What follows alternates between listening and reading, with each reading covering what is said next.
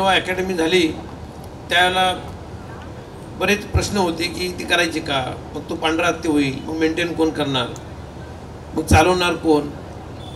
मग या सगळ्या प्रश्नांची उत्तरं कुठल्याही वर्तमानपत्रात उलटीपलटी न येता ती खऱ्या अर्थानं माहिती घेऊन मग हा प्रोजेक्ट कसा होईल आणि मग तो महापालिकेचा म्हणजे आपल्या गावाचा आहे, शहराचा आहे, या सारी साथ देणारे सर्व सन्मान्य लोकप्रतिनिधी आणि पत्रकार बंधू वगैरे. कुठल्याही शहराच्या विकासामध्ये केवळ रस्ते आणि गटर बांधली म्हणजे शहराचा विकास होत नाही. शहराचा विकास होण्यासाठी आरोग्य, शिक्षण,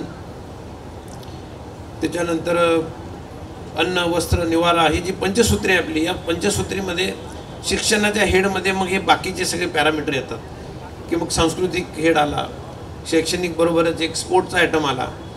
मग स्पोर्ट खेळायचं म्हणजे तसे ग्राउंड आपल्या गावामध्ये खूप आहेत आणि जे आहेत ते आपण डेव्हलप करायला सुरुवात केलेली आहे. महापालिकेने ते सगळे विकसित करण्याचाही मनोदय केला, नियोजन केलं. परंतु एक उत्तम प्रशिक्षक असल्याशिवाय किंवा दिशादर्शक बाब असल्याशिवाय चांगल्या रीतीनं फलश्रुती मिळत नाही आणि त्याचा परिणामस्वरूप ही अकॅडमी आज इथं नावारूपाला आलेली आहे.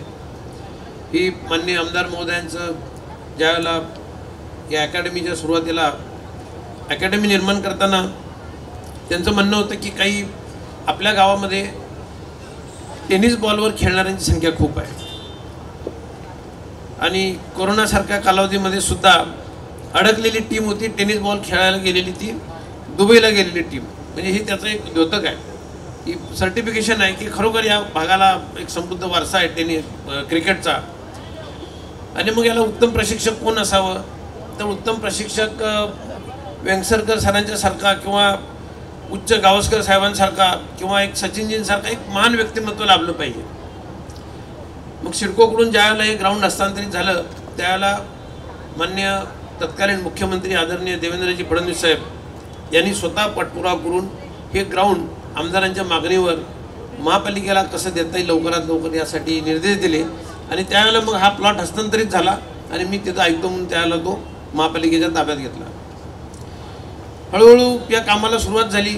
काही मध्यंतरी काळ कोरोनामुळं किंवा काही छोट्या मोठ्या बाबींमुळं काम रेंगाळलं. अजूनसुद्धा एक कॉर्नर समोरचा राहिलेला आहे, तो सुद्धा लवकरच सिडकोकडून पूर्ण करण्यात येईल याची पण मी ग्वाही देतो. परंतु आमदार महोदयांनी जे दिवस विचारलेत मी लवकरात लवकर सांगितलं. परंतु आज हे जे उद्घाटन झालं, या उद्घाटनानंतर वेंगसरकर सरांनी जो एक शब्द दिला की भारतीय क्रिकेट टीममध्ये एक दिवस कॅप्टन असेल, मी म्हणतो 11-12 खेळाडूंमध्ये एक ज्या दिवशी आमचा एक प्रशिक्षणार्थी जाईल त्या दिवशी या उपस्थित सर्व मान्यवरांना, सर्व स्टेजवरच्या मान्यवरांना एक आपल्या हातून घडलेलं एक सत्कार असेल, सत्कार जे पूर्वी झालं होतं त्याची आठवण येईल.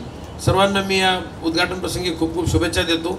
महापालिकेच्या चांगल्या उपक्रमाबद्दल आयुक्तांना सुद्धा व त्यांच्या टीमला सुद्धा खूप शुभेच्छा देतो. धन्यवाद.